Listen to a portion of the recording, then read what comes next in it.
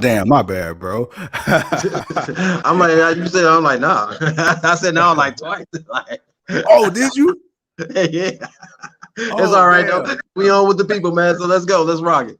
My bad, my bad. Ladies and gentlemen, thank you once again for tuning in to another episode of Generational Wrestling Podcast. As always, is yours truly, the 28-year-old piece of gold, the franchise, aka the showstopper, better known as the GOW's resident tribal chief. And with me, as always, is my tag team partner, my brother, my family. He is the host of AEW's Dynamite Pre Show and Review Show. He is the flyest in the room, Mr. 1, 2, 3. Pin that ass down, K Breezy, aka King 2 Code. And before we get started, my bad, bro. God damn, my bad, dog. Dude, just setting it up, man. I'm still setting up and everything, man. Making sure I'm right. Yeah, man. Dang, man. I see. What you drinking on, man? What you drinking on? Because I know you got something. Water. What, you didn't make it to the stove? Nah, man. Lakewood construction kind of threw me off my target pace. You know what I'm saying? It would have took like way too long for me to go around them cones and come back up the back street. Never just doing too much, man. that was doing too much. And then I would have had to go back around and out the way to come back home. It was just like, man, it was too much of a mission to be a block away. No. I feel it, man. Yeah. So this is just natural intoxication at this point. All right, you gotta give me a second because I gotta change my TV. I'm sorry, folks. Man, look, go be live with the people. Man, look, go ahead and get yourself set up, man. We're gonna get ready to run through this match card whenever you are set up. But that's cool because it gives me time to play around with this video and tell the people what they got to be in store for tonight. So if you don't mind, you set that up and I'm gonna set us up. Ladies and gentlemen, this is your match card for tonight.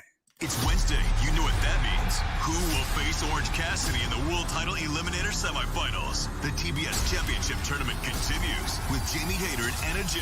And Cody Rhodes takes on Andrade El Idolo. Who do you think you are? AEW Wednesday Night Dynamite. Live tonight at 8 Eastern, 5 Pacific on TNT. Yes, sir. Yes, sir. It's Wednesday night, and you know what that means. All right, man. We got Leo on the building. Leo says, "What's good, GOW? What's good?" You know, Leo is the resident GOW member. And for y'all who don't know, man, we got Leo on the payroll. Whenever AEW is in Jacksonville, this guy gives us all the exclusive content, pictures, and videos, and all BTS behind the scenes related content. Leo, excuse me. Baby. Our man on the scene. He's the man on the scene, baby. He the lean, mean man on the scene. But Tuco, man, this is your night, man. This is your show. You cover, you lead off all things AEW. So with that being said, my all elite brother, would you please do us the honors, man, and tell us what we can expect tonight? Man, I think we can expect some mayhem. Now, here's my way of thinking. Who is going to face Orange Cassidy? Man, this is going to be the first match? I think so. But who do you put in this spot?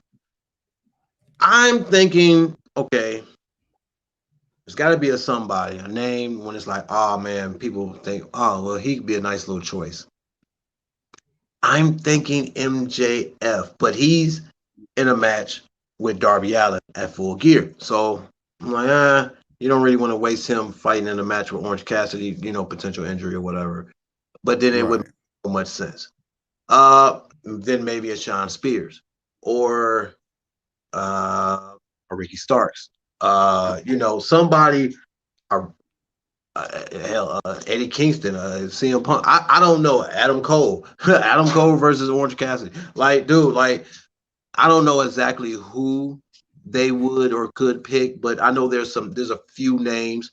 I might have missed a name. We could get a Miro. We ain't seen Miro in a while. Guess who can show up and wreak some havoc? The Redeemer. He's back. He's back to redeem, and he wants that AEW Championship match. He wants that championship. So it's awesome because I actually kind of now wish Hogan is Miro. So with all that, man, who do you feel should or is going to replace Moxley and face Orange Cassidy? And after that, we're gonna talk about Moxley a little bit. Well, baby, I don't know. I don't know who we got going on, man. See. It could be, you know what I'm saying? It could be Slide and Family Stone. It could be the Ohio Players. It could be the GOW. You know what I'm saying? It could be Boosie, baby. You know what I'm saying? You never know. You never know. You never know. You never do. Man, you gotta save Bootsy, man. You gotta save Bootsy till you get something to drink. Yeah, you gotta save Bootsy till you get something to drink. Oh man, you know, but nah, bro. Seriously, I don't know.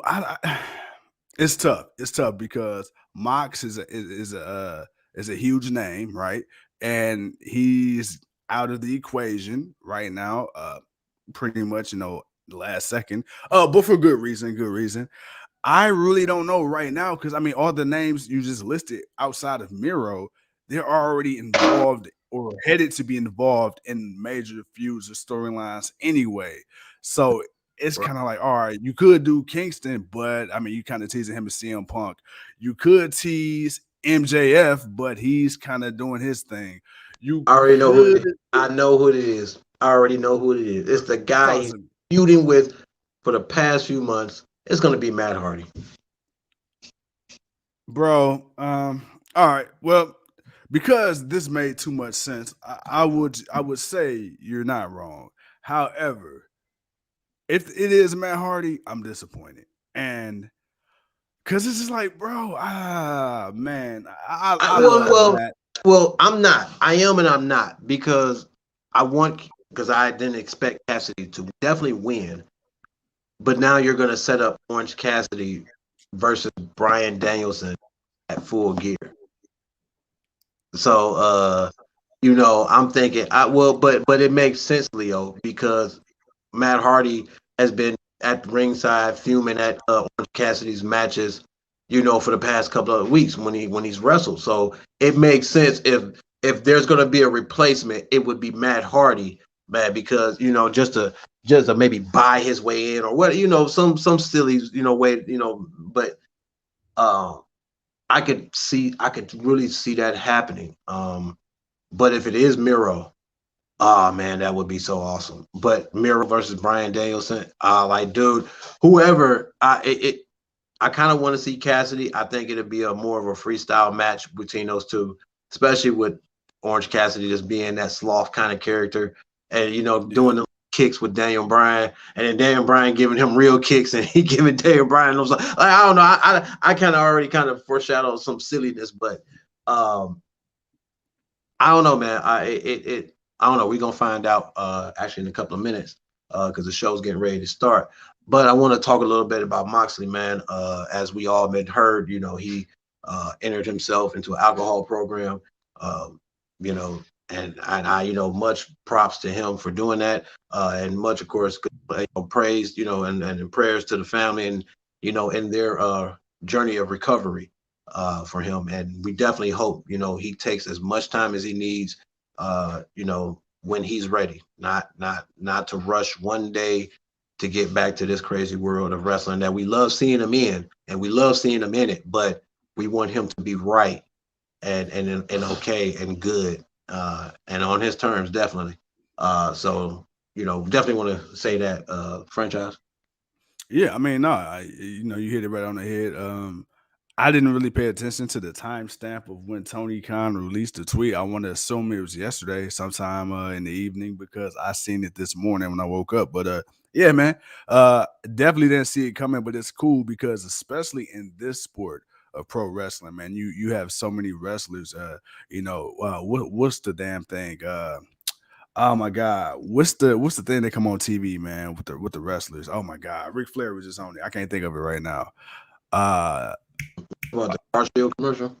No. The documentaries. That they be about having. Beyond the Ring.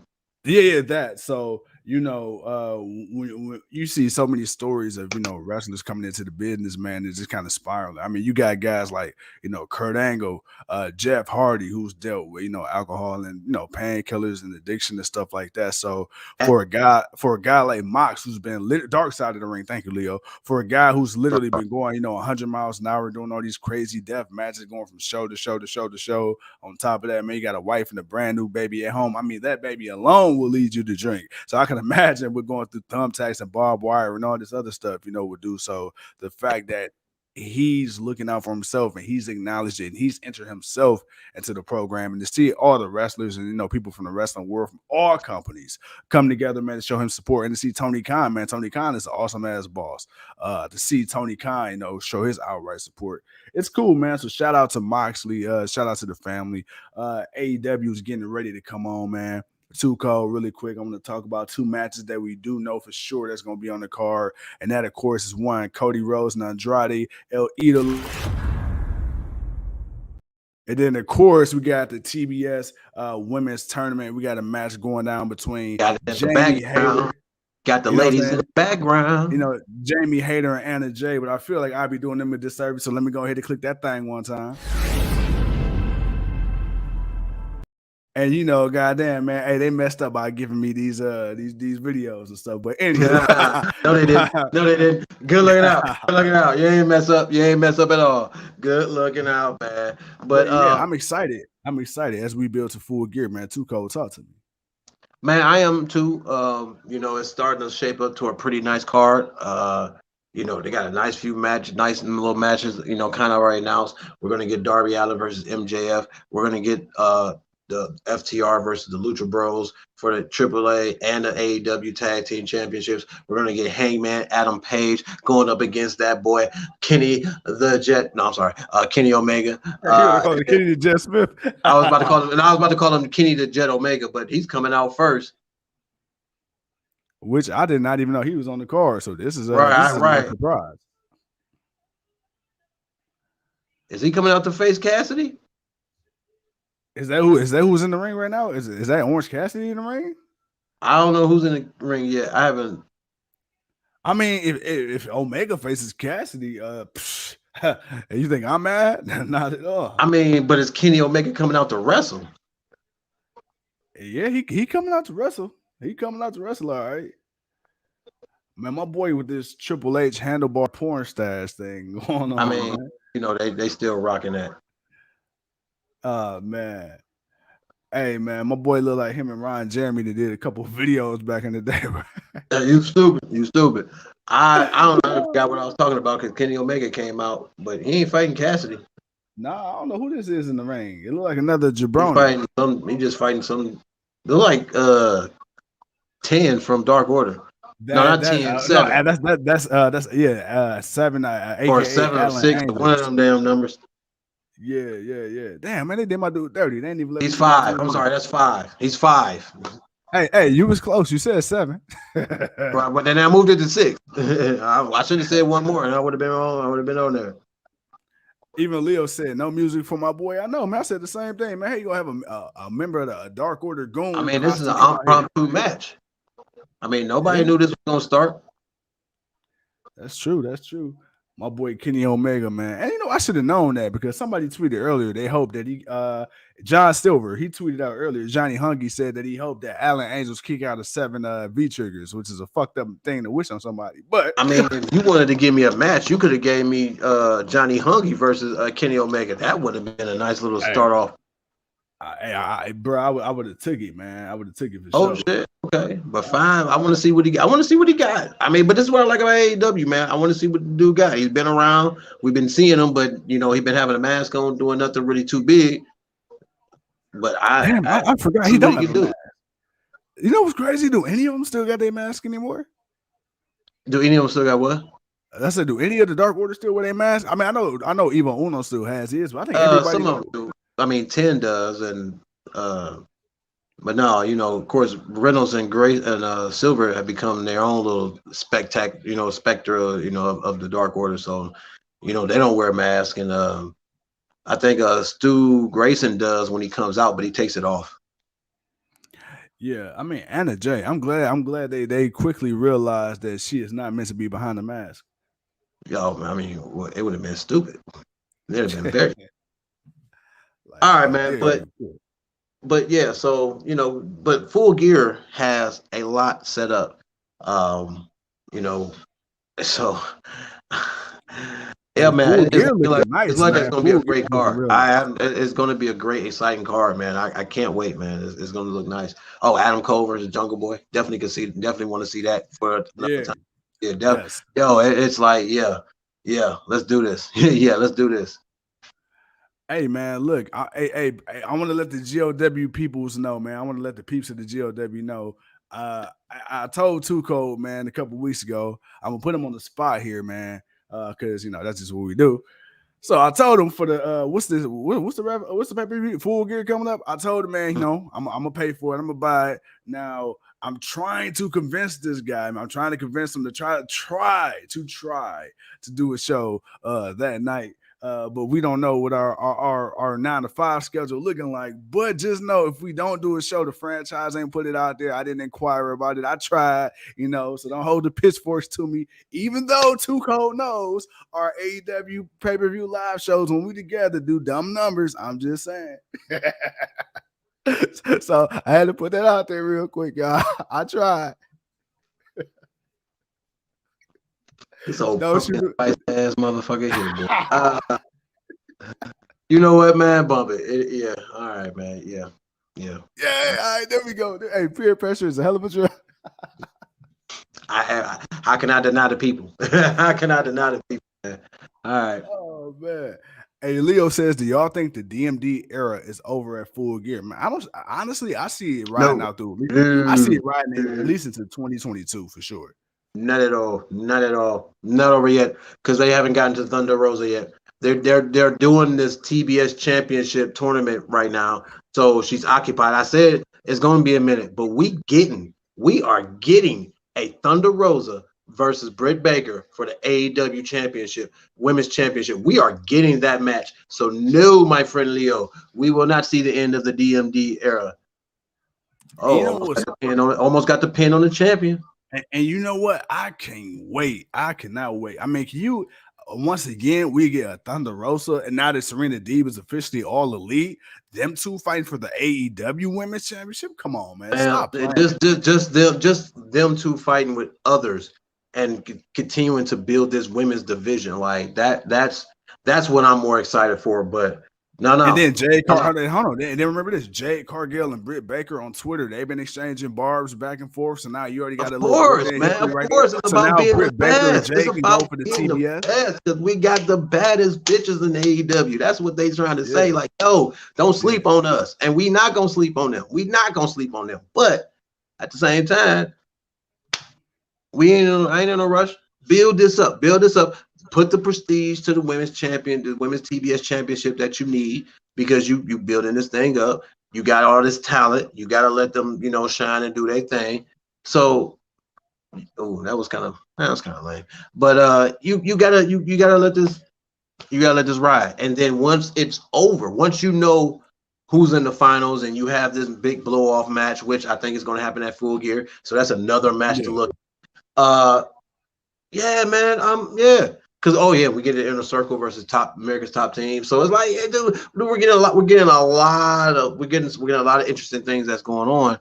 And after that, hopefully by the build up for the next pay-per-view, which will probably be, let's see, this one's November, December, January, probably about February or March. They'll be getting ready to set up. I think by that time, Britt Baker run will be over.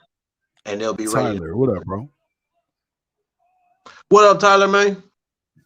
Yeah, no, I mean you absolutely correct, man. I mean, and Britt, she's gonna hold it for a while, and then of course, and this is what I like now about the introduction of the TBS Women's Championship, because we said this for a while. We and everybody else that watches AEW that's a fan, we've always felt like, okay, the women need at least one more championship. If we're gonna be a tag team title, they needed something else because you have way too many women, way too many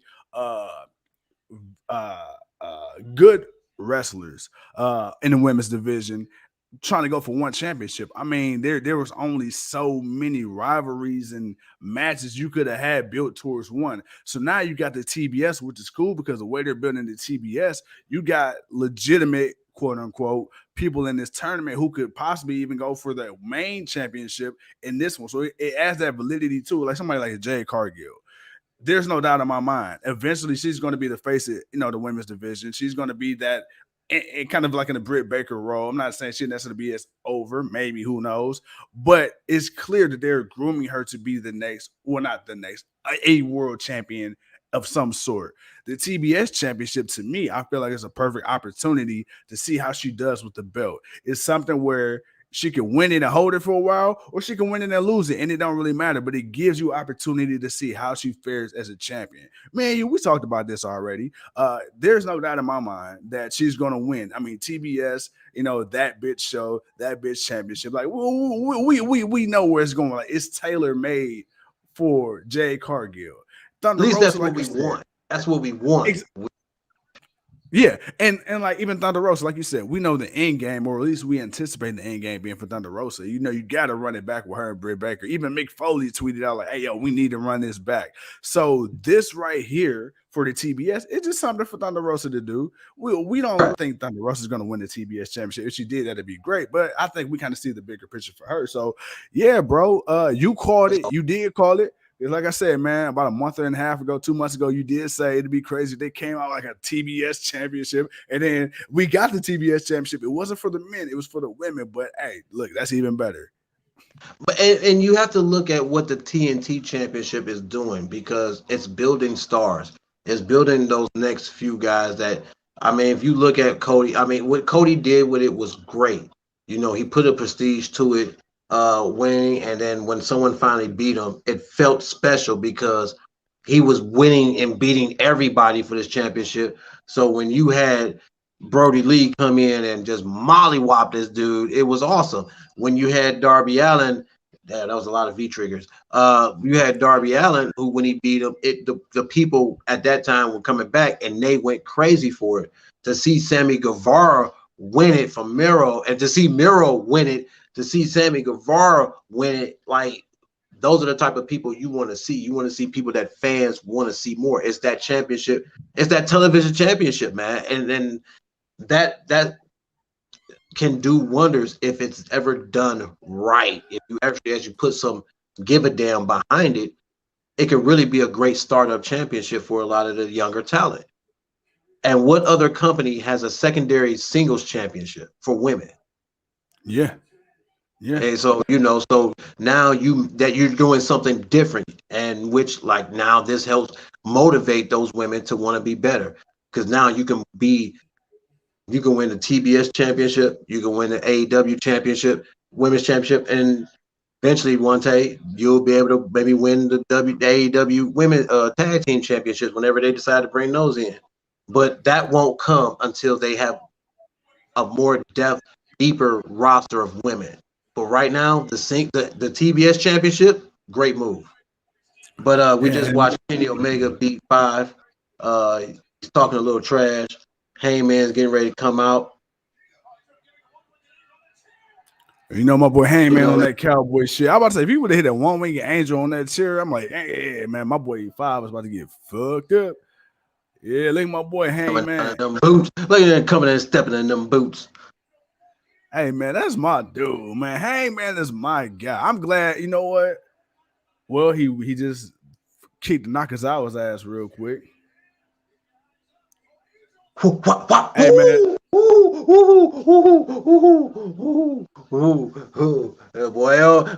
almost caught that. He almost got him. He almost got him.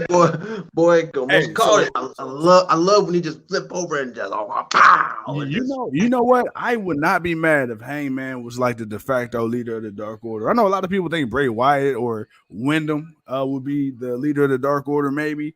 I wouldn't mind seeing Hangman being the leader of the Dark Order, because he's kind of like that lone wolf. And like you said, you don't necessarily need him coming out with the Dark Order all the time. You know what I'm saying? Hangman, he picked up the microphone, grabbed that belt. They go Rick Knox, old scheming ass. Of course.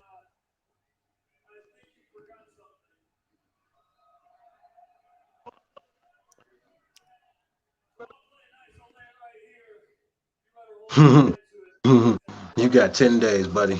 You got 10 days, boy. 10 before days. I ride in 10 on that days cowboy shit and whoop that ass. 10 days till we get Adam Hangman Page versus Kenny Omega, bro. Look, let me tell you. All right. I just want, hey, real quick before we get off here, man.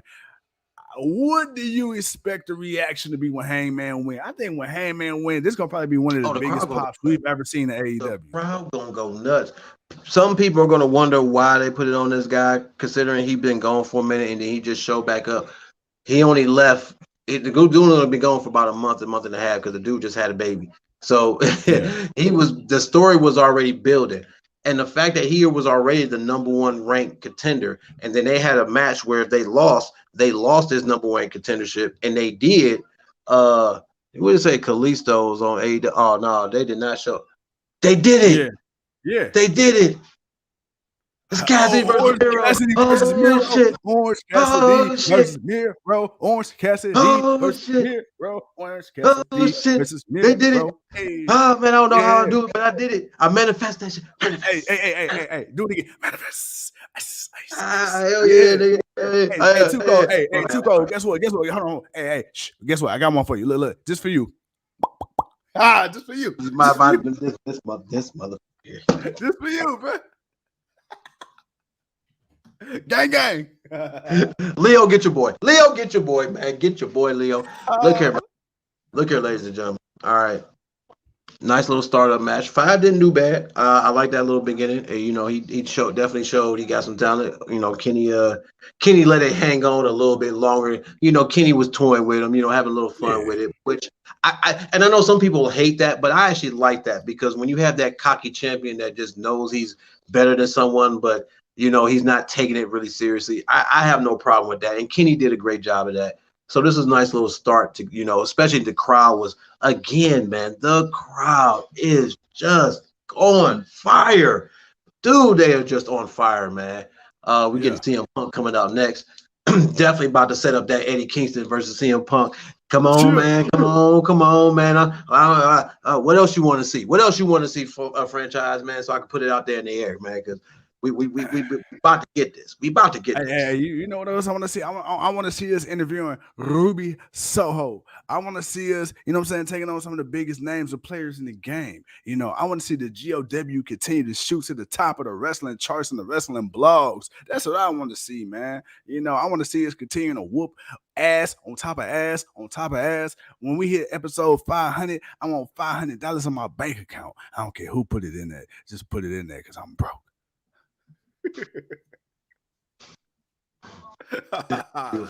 That's all I want to go. You a fool on that one. I don't know about all that, but we gonna see what we can do. We gonna see what we can do. But other than that, ladies and gentlemen, we gonna come back to y'all in about an hour, I guess. Leo, we gonna come back to y'all in about an hour, man. We gonna let the show play on for a minute. A little hour and 20 minutes. We're going about 9:30, 9:40. About main event time.